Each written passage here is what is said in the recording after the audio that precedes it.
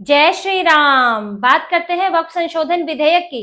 वक्फ संशोधन विधेयक के खिलाफ अब फिर से वक्फ गैंग और मौलाना गैंग एक्टिव हो गया है और एक बड़ा विरोध प्रदर्शन करने की तैयारी हो रही है, बयानबाजी होने लगी है। 29 जून को पटना के गांधी मैदान में कई मुस्लिम संगठन, जिसमें इमारत शरिया नाम से ही आप देखिए, जमीयत उलेमा हिंद, मुस्लिम पर्सनल लॉ बोर्ड, AIMIM और इंडिया अलायंस की पार्टियां, कांग्रेस, राजद और कम्युनिस्ट पार्टियां वहां पर विरोध प्रदर्शन में शामिल होने वाली हैं और वक्फ संशोधन बिल के खिलाफ बयानबाजी होगी, हंगामा होने वाला है।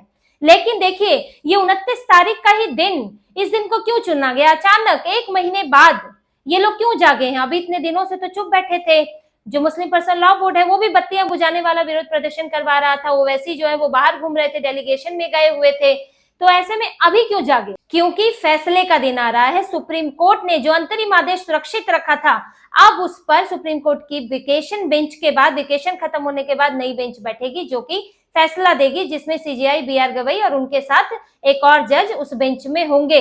अब क्योंकि फैसले का समय आ रहा है तो दबाव तो बनाना ही है, जैसे कि पहले भी दबाव बनाया गया था जब पूर्व CJI संजीव खन्ना इसे सुन रहे थे।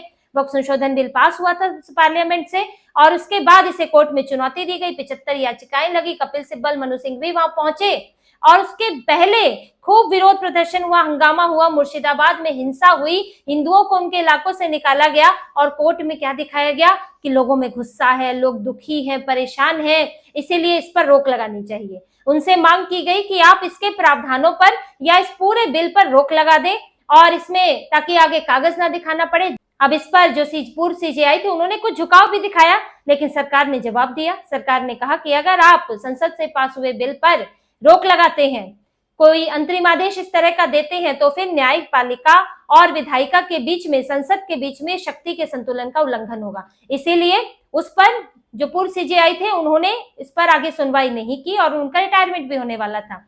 फिर नए CJI BR गवई और उनकी बेंच ने इस पर सुनवाई की और अंतरिम आदेश सुरक्षित रख लिया। अब मांग ये हो रही है कि वो भी इस पर रोक लगाने का आदेश दें, लेकिन अब वो क्या आदेश देंगे तो कोई नहीं जानता है, तो इसीलिए दबाव बनाने की कोशिश हो रही है। और देखिए, साथ में बिहार चुनाव भी है, तो मुसलमानों को भी दिखाना है कि हम देख रही है आपके लिए कितनी कोशिशें कर रहे हैं। तो एक पंथ से दो काज ये लोग करने में लगे हैं और मुस्लिम संगठन और इंडिया अलायंस वाली पार्टियां इकट्ठी हो गई है।